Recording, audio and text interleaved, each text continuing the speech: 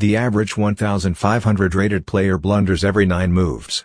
Every good chess coach would agree that fixing your blunders is the most important thing in order to become a higher being. You don't need an 8-hour video course on how to play the Sicilian defense. You need to stop hanging your queen and your king every single move. And if you think you don't blunder, that's just because your blunders mostly go unseen because your opponent doesn't find most of your blunders since he's also bad. The training method is our main tool to work on your tactical skill. But in this anti-blunder chapter, I will give you a handful of strategies and tricks to reduce blunders drastically. It's also going to make it easier to apply the thinking pattern that we talked about, you'll see why later. So 1 blunder every 9 moves. When I saw this number in a database, I was shocked. But when I added one criteria to the search, it changed. When I ticked this box, the same players went from blundering every 9 moves, to only blundering every 45 moves on average.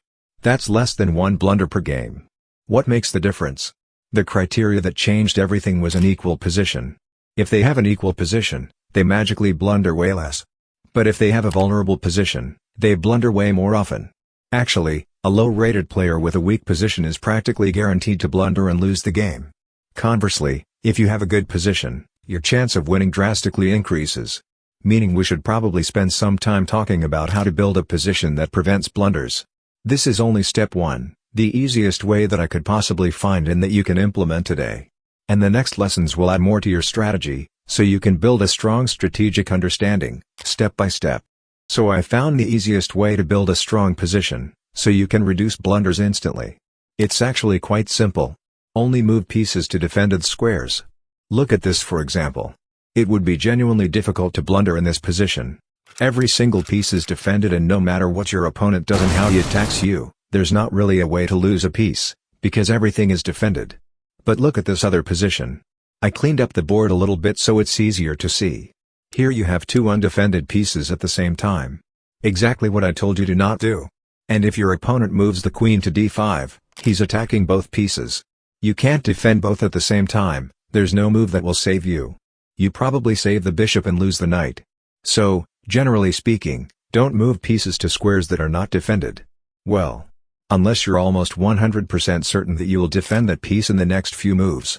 Like this bishop in the London system. Your next move is e3 and the bishop is defended. So if you know you'll defend the piece very soon, that's an exception. Also something like this. If you want to take on f7, your knight isn't defended anymore. But that's obviously no problem since you're giving check, your opponent has to move the king and then you take the rook. So the exceptions of this rule are when you know you'll defend the piece soon, and when you have a very good attack. But be especially careful in 2 scenarios. 1. Be careful with 2 undefended pieces at the same time. If you have 2 undefended pieces at the same time, you're entering a dangerous zone. Try to never have 2 undefended pieces. And secondly, be careful in the opponent's half of the board. Usually it's very easy for your opponent to attack you, when you enter his side of the board. However, if this rook back here is undefended, that's not really too much of a problem, since it will probably not be attacked so soon. And of course also pay attention to the fact that if you're moving a piece, you might remove the defense of another piece.